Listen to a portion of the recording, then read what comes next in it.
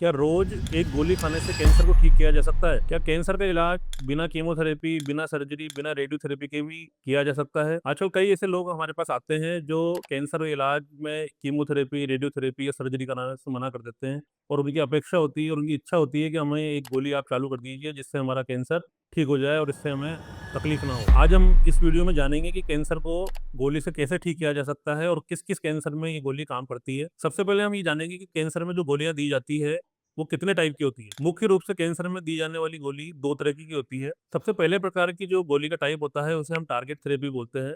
Target therapy का मतलब ये होता है कि जो भी कैंसर आपके शरीर में होता है, उसके गोली चालू करने से पहले हम लोग टेस्ट कराते हैं। उनको जेनेटिक मार्कर या मॉलिक्यूलर स्टडी बोला जाता है।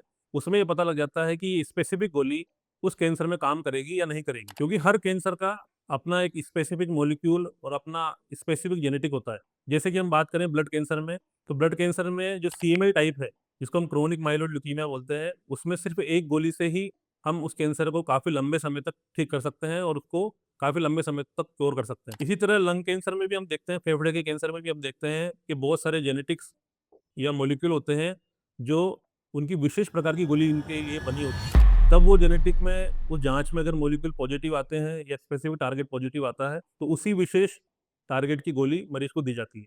मुख्य रूप से गोलियाँ जो होती है वो breast cancer, thyroid cancer, kidney cancer, lung cancer, blood cancer में मुख्य रूप से हम लोग मरीजों को देते हैं। दूसरा जो टाइप होता है गोली का, उसको हम बोलते हैं कीमोथेरेपी की टैबलेट यानी कीमोथेरेपी की गोली।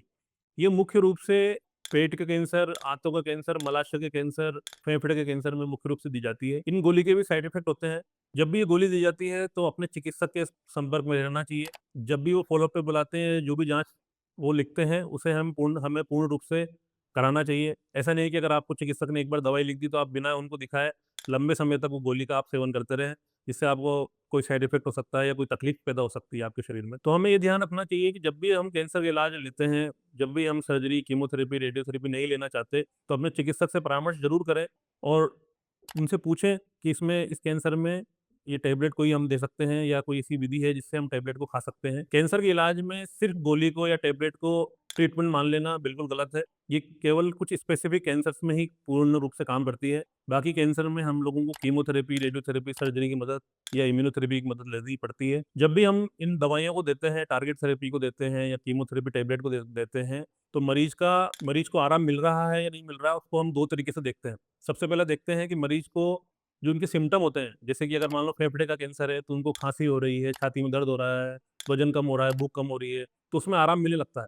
दूसरा, जो उनकी सीटी स्कैन, पेट स्कैन या एमआरआई होती है, उसमें बीमारी का जो साइज़ होता है, वो कम होने लगता है। तो आप अपनी शरीर का ध्यान रखें, कभी भी इस तरह की बीमारी अगर होती है, तो आप अपने चिकित्सक से परामर्श लेते रहें, जो भी चिकित्सक आपको सलाह देता है, उसे मानें, अंधविश्वासों से बचें, समय पर अपना इलाज रहें, स्वस्थ रहें और जागरूक बनें।